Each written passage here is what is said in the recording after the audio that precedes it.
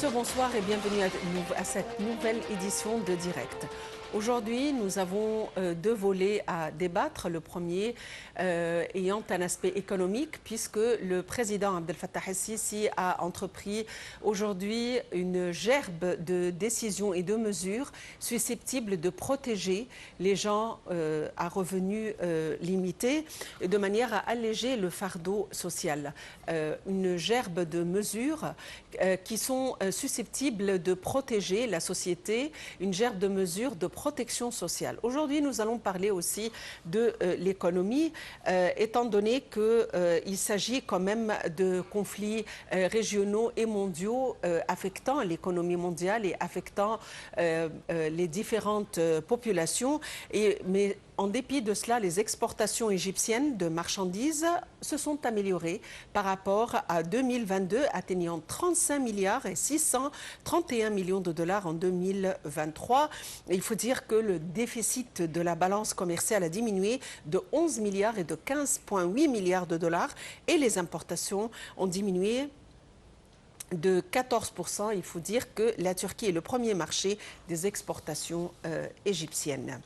Et aussi, nous allons consacrer quand même quelques minutes de notre rencontre pour débattre de la Foire du Livre, la 55e édition de la Foire internationale du livre qui a pris fin. Et cette foire est exceptionnelle avec des visites sans précédent, des activités très importantes. Et il faut dire que 1200 éditeurs et 5000 exposants sont venus de 70 pays. Il faut dire que cette 55e édition a enregistré le plus grand nombre de visiteurs de son histoire. Mais avant de commencer, il faut dire que le président chypriote Nikos Christodoulidis a reçu le chef de la diplomatie égyptienne Sameh Chokri au palais présidentiel au début de sa visite à Nicosie. Et cette visite, évidemment, s'inscrit dans le cadre des pourparlers susceptibles de renforcer les relations stratégiques entre l'Égypte et Chypre, ainsi que l'intérêt mutuel à renforcer ces liens étroits et particuliers qui ont connu un progrès tangible au cours des années passées, qui soit au niveau bilatéral et au niveau de la coopération tripartite qui lie l'Égypte à Chypre et à la Grèce. Il faut dire donc que le ministre des Affaires étrangères a également tenu une réunion avec son homologue chypriote, Konstantinos Kombos, pour discuter des moyens susceptibles de booster les relations bilatérales dans tous les domaines. Amorçons notre premier volet concernant une évaluation de l'économie actuelle avec ces démarches entreprises par le chef de l'État visant à alléger la pression du coût de vie sur les citoyens. Le président Abdel Fattah el-Sisi a adopté un important programme de protection sociale d'un total de 180 milliards de livres égyptiennes.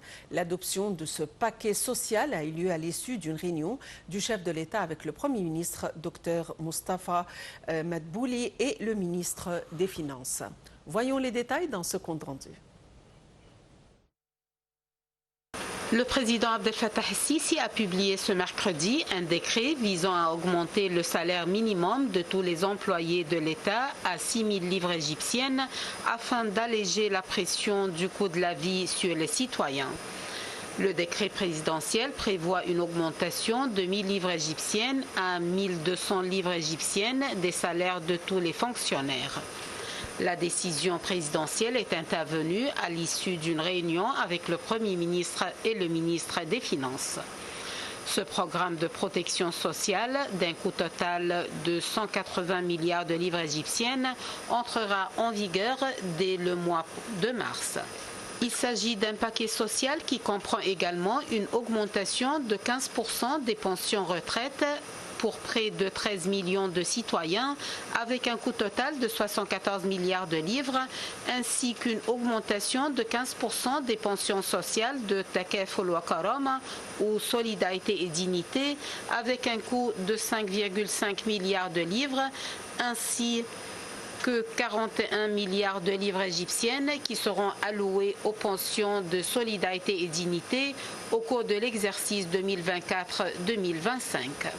Le paquet social prévoit également de rehausser de 33% le seuil d'exonération fiscale de l'impôt sur le revenu pour inclure les salaires des secteurs publics et privés dont le revenu annuel se situe entre 45 000 et 60 000 livres, une mesure qui coûte au Trésor public 5 milliards de livres par an. Les décisions de chef de l'État comprennent également l'allocation de 15 milliards de livres pour l'augmentation des salaires des médecins, infirmiers, enseignants et professeurs universitaires. En plus, une somme de 6 milliards de livres sera allouée à la nomination de 120 000 nouveaux membres des professions médicales, des enseignants et des employés des autres organismes administratifs. Il est à noter que depuis avril 2022, 4 augmentations des salaires et des retraites ont été appliquées. Avant cette dernière augmentation, le salaire minimum est passé de 1 600 à 4 000 livres au cours des 4 dernières années. En septembre dernier, le président El-Sisi avait annoncé une augmentation du salaire minimum de 3 500 à 4 000 livres, enchaînant avec une précédente hausse en mars de la même année de 3 000 livres à 3 500 livres. Le ministre des Finances, Mohamed Maïd, avait promis une augmentation des salaires en 2024 pour faire face aux pressions inflationnistes malgré les difficultés économiques. Le Trésor public égyptien a alloué 210 milliards de livres égyptiennes en 2023 pour améliorer les conditions financières des employés du secteur public et de retraités. En plus, le gouvernement a relevé le seuil d'exonération de l'impôt sur le revenu de 24 000 livres à 45 000 livres en 2023. Le programme Takaful et Karama concerne 5 millions de ménages et vise à alléger les difficultés des familles les plus vulnérables. L'Égypte a enregistré une inflation accrue durant les 9 premiers mois de 2023, culminant à 40,3% en septembre. En 2023, le salaire minimum pour les salariés du secteur privé a été augmenté 2 fois.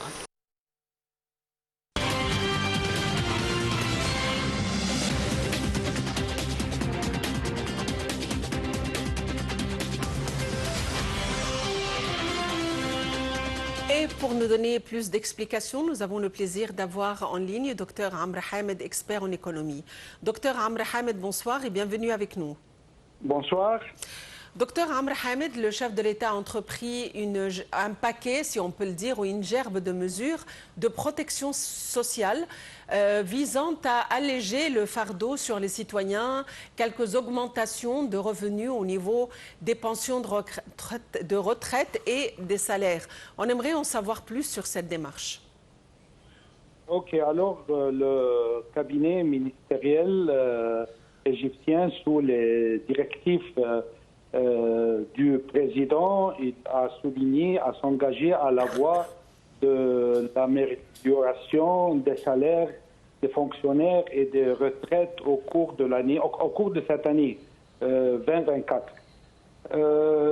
Alors cet engagement est intervenu d'une manière cohérente avec les efforts de l'État visant à élargir les procédures, les initiatives, les subventions et la protection sociale en vue d'améliorer les conditions de vie des citoyens, comme le reportage a mentionné le cas du Takaful et Karama, bien sûr.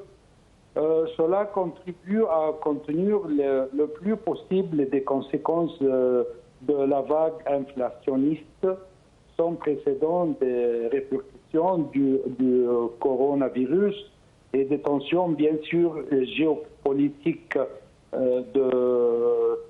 pas seulement du Moyen-Orient, mais disons de du monde entier, si vous voulez. Le président, il a augmenté le salaire minimum mensuel de 50%. Et maintenant, ça va arriver à l'environ de 6 000 livres égyptiens, qui est près de 180, si vous voulez, plus ou moins $200 à partir du mois de mars de cette année, dans le cadre d'un paquet de mesures urgentes de protection sociale. Le total sera de 180 milliards de livres, un peu proche de 6 milliards de dollars en général. Oui. Et alors, qui seront concernés par cette augmentation? Est-ce que ce sont tous les fonctionnaires de l'État, du secteur public, du secteur semi-public, du secteur privé, des retraités ou des retraités seulement? C'est-à-dire, est-ce que toutes les grades ou tous les fonctionnaires avec leurs différentes années d'ancienneté seront concernés par cette augmentation? Ça a été déclaré que le paquet de mesures urgentes de protection sociale, comme je viens de dire, de 180 milliards de livres, ça doit couvrir tous les sections que vous venez de mentionner. Le monde entier souffre de l'inflation. À votre avis, à quoi revient cette inflation sévère? Est-ce seulement aux guerres, c'est-à-dire aux deux guerres que nous avons actuellement, la guerre en Ukraine et la guerre à Gaza pour le Proche-Orient, ou est-ce que d'autres facteurs ont fait que le monde souffre de cette inflation?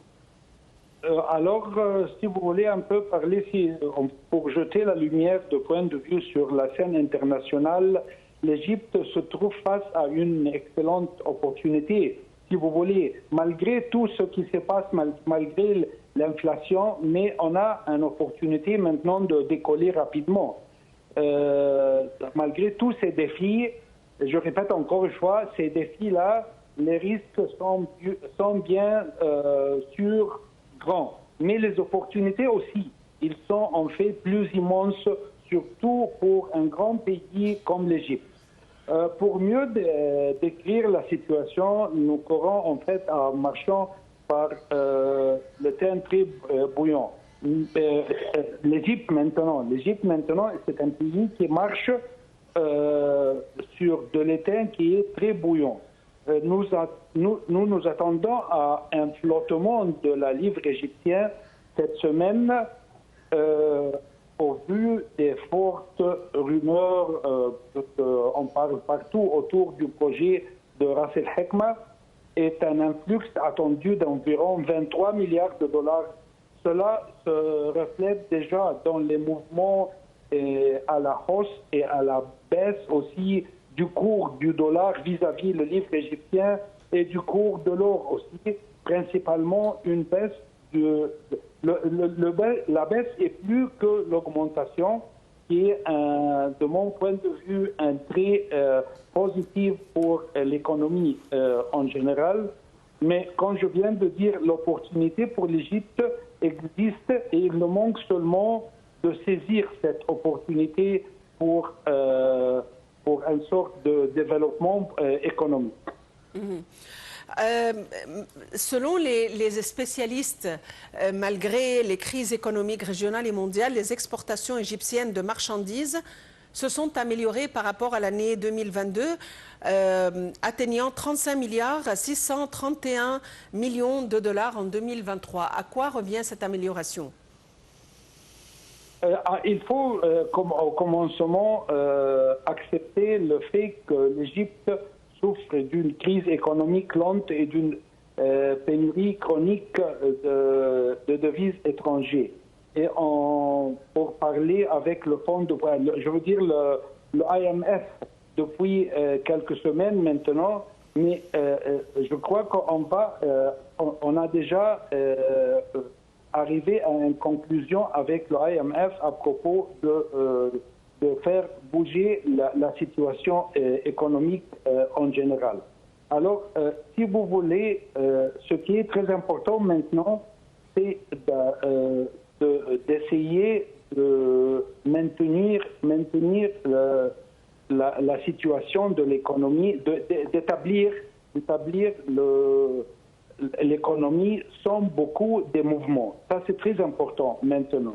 Qui n'est pas, c'est bien sûr que ce n'est pas facile.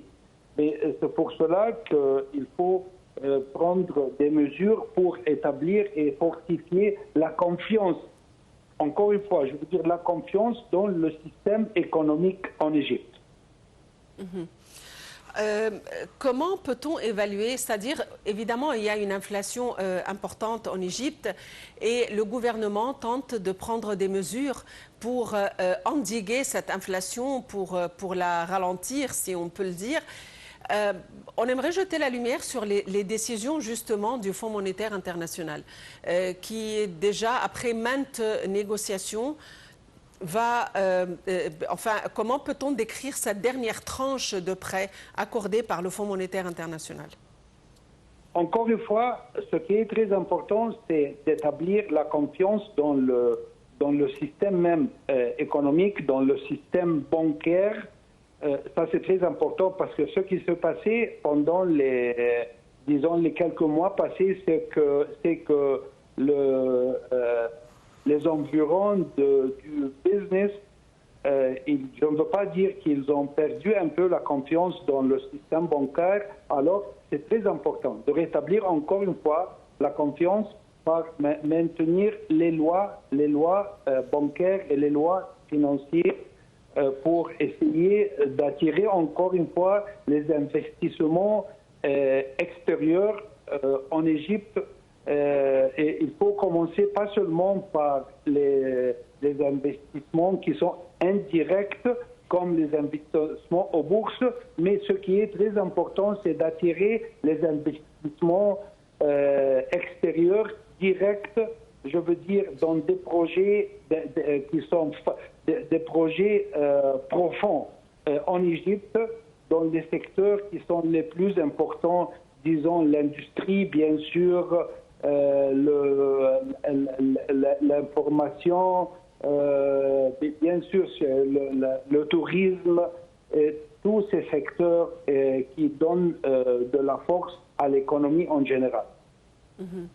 Docteur Amr Hamed, vous êtes expert en économie. Merci d'avoir été avec nous aujourd'hui. Encore une fois, malgré les crises économiques régionales et mondiales, les exportations égyptiennes de marchandises ont fait mieux par rapport à 2022, atteignant 35 milliards et 631 millions de dollars en 2023. Il faut dire que le déficit de la balance commerciale a diminué de 11 milliards et 158 millions de dollars et les importations ont diminué de 14% et la Turquie est devenu le premier marché des exportations égyptiennes. Voyons les détails dans ce compte rendu. Le ministre du Commerce et de l'Industrie, Ahmed Samir, a déclaré que les exportations égyptiennes de marchandises avaient atteint environ 35,6 milliards de dollars en 2023, dépassant celles de 2022 malgré les crises économiques successives au niveau régional et mondial, rapporte un communiqué du ministère. Le ministre a ajouté que le déficit de la balance commerciale avait connu une baisse remarquable d'environ 11 milliards de dollars en 2023 pour enregistrer plus de 36 milliards de dollars contre 48 milliards de dollars en 2022. Ces indicateurs positifs et tangibles sont dus à la stabilité de la demande mondiale pour les produits égyptiens dans divers secteurs, à l'ouverture de nouveaux marchés, à la haute compétitive du produit égyptien sur les marchés étrangers et aux opportunités d'exportation, notamment sur les marchés africains. Citant le dernier rapport de l'Autorité générale de contrôle des exportations et des importations sur le commerce entre l'Égypte et les pays du monde en 2023, Samir a ajouté que les importations égyptiennes de marchandises ont connu une baisse de 14% en 2023, atteignant 72 milliards contre 83 milliards de dollars en 2022. Il a précisé que les exportations égyptiennes vers les pays du continent africain, à l'exclusion des pays arabes, avaient connu une augmentation tangible de 7% en 2023, atteignant 2,247 milliards de dollars. Les exportations vers les pays arabes se sont élevées en 2023 à plus de 13 milliards de dollars, vers l'Union européenne à plus de 9 milliards de dollars, vers les États-Unis 1 milliard de dollars et vers d'autres marchés à 8 milliards de dollars. Le rapport indique que le plus important marché d'exportation de l'Égypte au cours de la dernière année est la Turquie avec 2 milliards 943 millions de dollars d'exportation. L'Arabie saoudite vient au deuxième rang avec 2 milliards 766 millions de dollars, suivi par les Émirats arabes unis avec 2 milliards 197 millions de dollars.